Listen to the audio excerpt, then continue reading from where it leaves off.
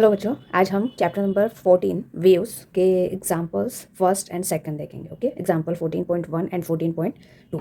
Okay, so first example 14.1. Okay, according to first example given below are some example of wave motion के कुछ एग्जांपल्स दिए हुए हैं. State in each case if the wave motion is transverse, longitudinal और a combination of both. Okay, कुछ questions आपको दिए हुए हैं, उसमें आपको ये बताना है कि जो वेव्स हैं उनके नेचर क्या है. ट्रांसवर्स वेव है, लॉन्गिट्यूडनल वेव है और combination of both wave. Okay, first of all मैं आपको ट्रांसवर्स वेव और लॉन्गिट्यूडनल वेव के बारे में बता देती हूँ. ट्रांसवर्स वेव का मतलब ये है कि जब वेव्स प्रोपेगेट होती है मीडियम में, ठीक है, सपोज वेव्स हो रही है एक्स डायरेक्शन में propagate.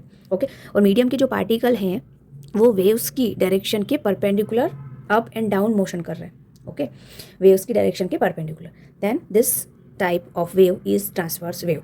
Okay, now longitudinal wave में पार्टिकल का जो मोशन है, ये जो पार्टिकल परपेंडिकुलर मोशन कर रहे हैं, अब इनका डायरेक्शन चेंज हो जाएगा. ठीक है, this is the wave direction and along the wave direction particle also travel in this direction. Particle भी वेव के डायरेक्शन में अगर प्रोपेगेट करने लगे, ठीक है, या प्रोपेगेट तो नहीं करते, पार्टिकल एक पोजीशन से दूसरे पोजीशन को छोड़ते नहीं हैं, सिर्फ अपनी पोजीशन पे क्या करते हैं, वाइब्रेशन करते हैं. ओके, चलिए अब हम देखते हैं वन बाय वन. देखिए, first is motion of kink. Kink means pulses. जैसे आपने स्प्रिंग देखा होगा, ठीक है, इस तरह का स्प्रिंग होता है. ठीक है, और आपको ये बताना है motion of kink in longitudinal spring produced by displacing one and two spring sideway. ठीक है, जैसे ये हम एक स्प्रिंग ले लेते हैं.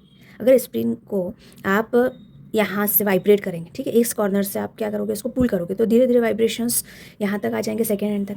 ओके, तो ये जो वाइब्रेशंस हैं, वाइब्रेशंस जो प्रोड्यूस हुए हैं, इसमें कौन सी वेव होगी, लॉन्गिट्यूडनल या ट्रांसवर्स. ठीक है, तो हम अगर इस तरह से पुल करके खींचेंगे तो इसमें जो वेव्स प्रोड्यूस होगी that is the longitude. Okay, और आप स्प्रिंग को इस तरह से अप एंड डाउन मोशन इस तरह से भी करवा सकते हो. ठीक है, स्प्रिंग को इस तरह से शेप में भी रख सकते हो और वाइब्रेट करवा सकते हैं. तो वेव्स का मोशन तो ऐसे इसी डायरेक्शन में होगा. अगर इस डायरेक्शन में हो रहा है तो इसी डायरेक्शन में होगा, ठीक है, अपोजिट डायरेक्शन. लेकिन अब यहाँ जो स्प्रिंग है या किंग है, इसके जो पार्टिकल्स हैं वो वेव के डायरेक्शन के परपेंडिकुलर होंगे, यानी कि transverse wave.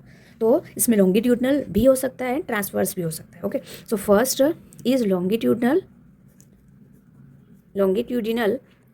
And transverse means both. Okay, चलिए next one B. In B waves produce in a cylinder containing liquid by moving its piston back and forth. Okay, second question में आपको ये दिया हुआ है कि एक कंटेनर है, इसमें पानी भरा हुआ है या कोई भी लिक्विड, दूसरा लिक्विड आप ले सकते हैं, और यहाँ पर पिस्टन लगा हुआ है. ठीक है, जैसे ही आप पिस्टन को पुश करोगे तो ये पिस्टन जो है वो नीचे आ जाएगा. ठीक है, अब नीचे आ जाएगा तो यहाँ से फोर्स क्रिएट होगा. क्या होगा, फोर्स क्रिएट होगा, और फोर्स से डिस्टर्बेंस जो है वो नीचे तक जाएंगे. ओके, और नीचे से टकरा के फिर वापस से अपवर्ड डायरेक्शन में जाएंगे. तो यहाँ अगर आप लिक्विड में देखें तो लिक्विड में कौन सी वेव्स होती है, लॉन्गिट्यूडनल. ओके, लिक्विड के इनसाइड लॉन्गिट्यूडनल वेव होती है, तो this is the longitudinal. Now third one is waves produce by the motor boat selling in a water. ठीक है, तो आप देखोगे कि अगर मोटर बोट चल रही है तो वाटर के सरफेस पे तो कौन सा वेव होता है, ट्रांसवर्स वेव. क्योंकि अगर आप वाटर में कुछ भी पत्थर वगैरह फेंकोगे तो आप बाहर से अगर आपको उसका व्यू देखना है तो इस तरह से होगा वो. ठीक है, इसमें और साइड व्यू देखोगे तो आप इस तरह से दिखेगा आपको. ठीक है, मतलब जो वेव्स हैं और पार्टिकल हैं, ये वाले जो पार्टिकल्स हैं वो अप डाउन करेंगे. ओके, इस तरह से अप डाउन.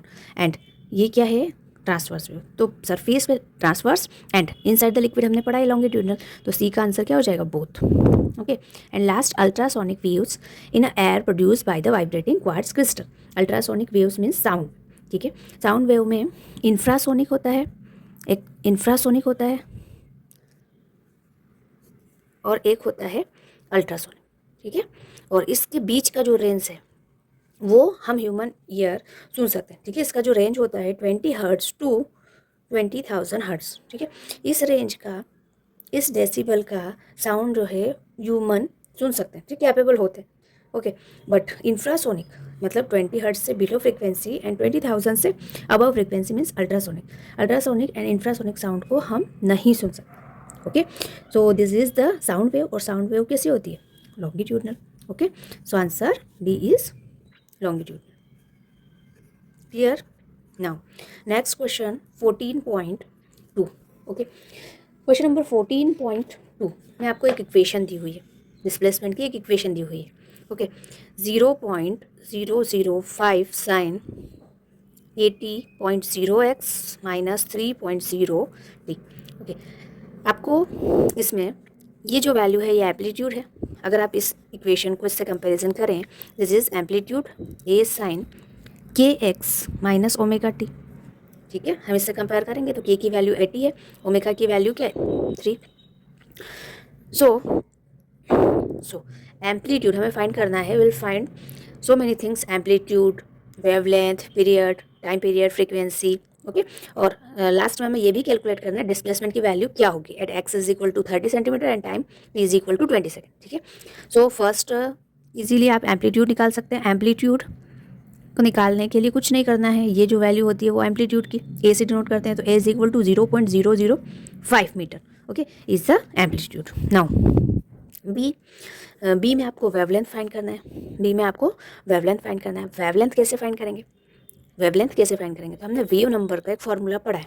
ओके, जब ये चैप्टर में थियरी में पढ़ते हैं तो एक फॉर्मूला है के इज इक्वल्स टू 2π/λ. ठीक है, k is equal to 2π/λ. So lambda is equals to 2π/k हो सकता है. के की वैल्यू यहाँ से दी हुई है आपको. ठीक है, के इज 80 रेडियन पर मीटर. ओके, इसका यूनिट क्या है? रेडियन पर मीटर. नो, ओमेगा की वैल्यू क्या है?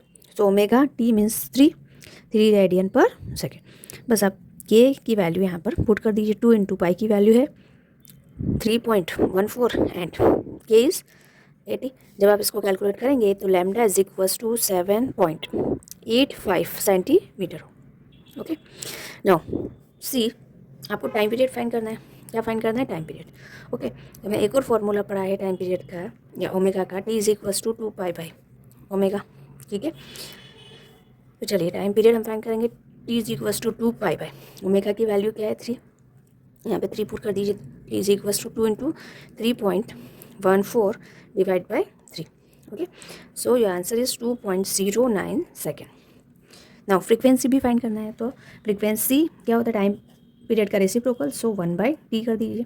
सो 1/2.09. सो योर आंसर इज 0.48 और फ्रीक्वेंसी का यूनिट क्या होता है? Hertz. Okay, so this is your answer. Now अब डी तो है नहीं, यहाँ पे आपको डिस्प्लेसमेंट फाइंड करना है. Y is equal to 0.005 80x minus 3t. आपको x के प्लेस पे, ठीक है, put x is equal to 30 centimetre. 30 centimetre in the sense 0.3 okay metre and t की वैल्यू क्या है? 20 सेकेंड. दोनों की वैल्यूज पुट करेंगे. So y is equal to 0.005 80 into 0.3 minus 3 into 20. Okay, 0.005 80 से 3 का मल्टीप्लाई करेंगे.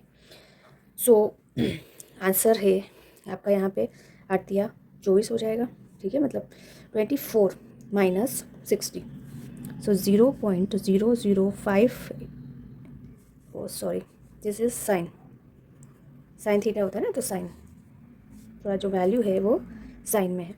Okay, y is equal to, इसको मैं फिर से लिख देती हूँ, 0.005 sine minus 36. Sine minus 36. y is equal to 0.005. अब ये जो है ये रेडियन में, हमें डिग्री में कन्वर्ट करना है वैल्यू को एंड देन वैल्यू साइन की पुट करना है. ठीक है, डिग्री में कन्वर्ट करने के लिए हमें क्या करना होगा? यहाँ पर आप ऐसी वैल्यू लें जो साइन में ही रहे, चेंज नहीं हो. ठीक है, जैसे अगर मैं -36 प्लस 12 पाई लेती हूँ, इसमें साइन में होता क्या है कि हर 2π पे वैल्यू जो है वो सेम होती. ठीक है, यहाँ पर अगर मैं 2π लूँ, 2π प्लस थीटा या 2π माइनस थीटा, तो साइन थीटा ही होगा, साइन थीटा ही होगा. ओके, तो यहाँ पर वैल्यू चेंज नहीं होगी. अगर हमने 12π से भी मल्टीप्लाई प्लस किया है तो यहाँ वैल्यू चेंज नहीं होगी, सेम रहेगी. ओके, अब हमने 12π इसलिए लिया ताकि ये जो वैल्यू है ये आपकी पॉजिटिव में आ जाए. पाई की वैल्यू को आपको क्या रखना है? पाई की वैल्यू आपको 3.14 रखना है. ठीक है, तो 2π भी रख सकते हो यहाँ पर, 4π भी रख सकते हो, लेकिन जब 2π 4π रखेंगे तो ये वैल्यू नेगेटिव में आएगी. हमें इस वैल्यू को पॉजिटिव करना है। ओके 4 पाई भी रखेंगे तो वैल्यू तो साइन की सेम ही आएगी, लेकिन हमारे यहाँ पे कैलकुलेशन में पॉजिटिव आएगा, इसलिए हमने 12 लिया। Okay so 0.005 sign. ओके यहाँ पे जब हम मल्टीप्लाई करेंगे 36 का, ठीक है 36 का जब हम मल्टीप्लाई करेंगे तो ये जो वैल्यू है -36 प्लस 37.68, 12 में 3.14 का मल्टीप्लाई करें तो आंसर जो है आपका पॉजिटिव आएगा। साइन ये आंसर क्या आ जाएगा आपका, साइन 1.69 समथिंग, ठीक है 699 या 699 कर लेते हैं, ठीक है। अब ये जो वैल्यू है ये भी रेडियन में, अब इसे हमें कन्वर्ट करना है डिग्री में, तो डिग्री में कन्वर्ट करने के लिए क्या करना है आपको, 1.669 ये तो एज इट इज़ रहने दिया, आपको 180 डिवाइड बाई पाई करना है, 180 डिवाइड बाई पाई, पाई की वैल्यू रखना है 3.14, 005 साइन 1.699 इंटू 180 डिवाइड बाई 3.14, जब हम 3.14 ये सब पुट करेंगे, वैल्यूज़ कैलकुलेशन करेंगे, देन y की जो वैल्यू है वो आपके पास आएगी 0.005।